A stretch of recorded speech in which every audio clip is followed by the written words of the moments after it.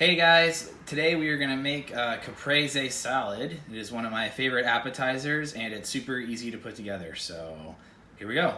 We've got salt, tomatoes, mozzarella, olive oil, basil, which we'll get in a minute, and then we're going to make a balsamic reduction. So first things first, I'm going to show you how to make a balsamic reduction. It's pretty easy. This is just a basic everyday balsamic vinegar. If you have a really nice expensive balsamic vinegar, you probably don't even need to do this, but I don't, so we're gonna make it taste better. Pour as much as you have, or a cup, whatever. I'm just gonna use all of mine, but about a cup of balsamic vinegar will work fine, and that'll give you plenty of extras to save. And we're gonna turn the heat on to high until it starts bubbling. We're basically gonna reduce this until it's about half the size. Next, what we're gonna do is, as this is heating up, if you like your balsamic reduction a little sweeter, you can add some honey. If you don't, if you like it more vinegary, you don't need to add anything. As you reduce it, it's gonna get sweeter already. I'm gonna add a little bit of honey though, because that sounds good to me today. So for a cup, you can add as little or as much as you like. I'm gonna add about half a tablespoon into this. Just kind of stir it in here as it heats up. Oh, also don't do this if you don't want your house to smell like vinegar for 3 hours, because there's no other way around that. So maybe if you live in an apartment or something, this is a bad idea. I'm gonna open the window. Yeah, your face is gonna burn. It's not a pleasant experience. It'll reduce really quick too. This whole process is gonna take you maybe like 3 or 4 minutes tops. And if you want it more vinegary, just like take it off sooner. If you want it sweeter, let it reduce down more. It's your call. There's really no right or wrong way to do this. No. All right, so now that your eyes are watering and you're coughing up a lung, you're probably done. So we're gonna pull it from the heat. You can see this is kind of the texture we're at right now. As it cools, it's going to continue to get thicker, so don't worry about that. That's why we do this step first. Go ahead and cough it out. Yeah, it hurts. Now we're going to pour this into our nifty difty recycled olive jar, because why not? And all that vinegar equals this little bit of reduction. I promise the tear gas is gonna be worth it. So now we're gonna close this up and we're gonna put it in the fridge to help it cool faster. Next, we're gonna start making the salad. I got some of these sugar bombs, these grape tomatoes. I don't know what's different about them, but these are freaking awesome. It's like, with a simple dish like a caprese, it's kind of important that like all the ingredients be good, because there's not a lot of them. The whole purpose of this dish is sort of to like make the olive oil and the tomatoes and mozzarella shine. So I like to spend a little more for some nice tomatoes. So we're gonna go ahead and get these. I'm gonna make the whole thing, and we're just gonna cut them in half. If you wanna cut them into quarters, you can, but you're gonna get more water out of the tomatoes. So I like to leave them like this. So next is gonna be mozzarella. Full disclosure, I exclusively bought this brand of mozzarella because it was buy one, get one free at Publix. If you were a little more pretentious, I would use like a buffalo mozzarella instead of just a cow's mozzarella, but it was 2 for $9, so this is what we're using today. So first thing you want to do is pull out as much as you want. I'm not going to tell anyone how much cheese to add into a recipe. I just, you feel this one out with yourself, It's on you. Maybe I'll be able to open it. It's like a roly-poly. So this is sliced apparently, but that's okay. That'll work out for us. I want about that much.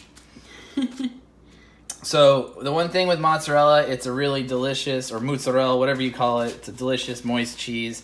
I like to dry it off before I throw it in the salad, because otherwise you get like this weird milky white stuff, and it's just not as pretty, So we're gonna just kind of pat it dry.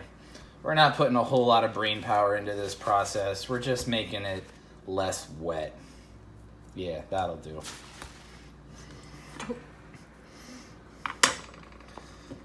Cut it to however big you want it. I like little chunks of cheese because then I get a tomato and a cheese chunk in each piece. But, you know, you like bigger chunks, go for it. It's a salad, man. Like, you really can't mess this recipe up. I'm just showing you how I do it. Kind of like that.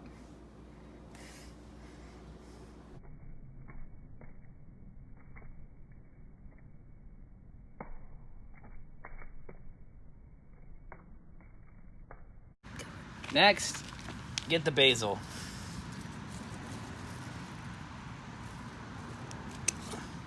So you can cut the basil really any way you want.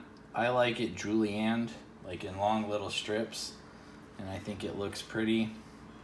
But if you want to bring out the flavor in an herb, just kind of slap it. It'll release all of the herby juices, I guess.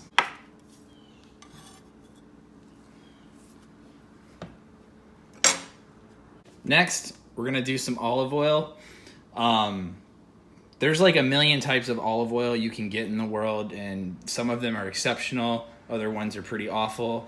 The one thing that really matters though when you're getting olive oil is you want first cold pressed. There's really no excuse to get any other version of olive oil. If it doesn't have this on it, don't buy it. Just spend the extra $1, it's worth it.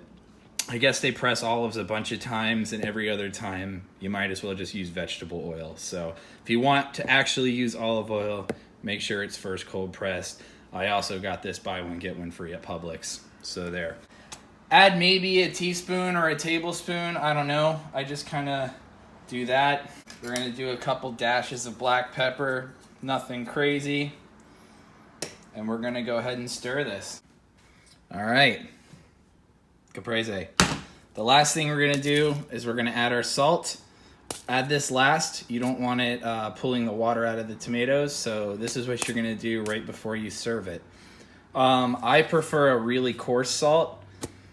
The crystals melt in your mouth slower, so you're gonna get the saltiness after you taste the tomato. This is fleur de sel. It's like ocean water that's evaporated, so it's basically a fancy version of sea salt. Just take like a pinch of this, sprinkle it on. You can see how big those crystals are. Any kosher salt or sea salt or a Himalayan pink salt will work. You just really don't want to use table salt for this one. It's just a simple recipe, so if you can get some nicer ingredients, cool. If all you have is table salt though, I mean, go for it. Like, it's not gonna taste bad. It's tomatoes, cheese, and basil. Like, there's no way to make this terrible. Cool. All right, so our balsamic's been in the fridge for about 30 minutes, and you can already see what a difference in consistency that is. It's all sticky and delicious now. So you don't really want to add this until, again, you're ready to eat it. And I'm ready to eat this. Just a little drizzle goes a long way.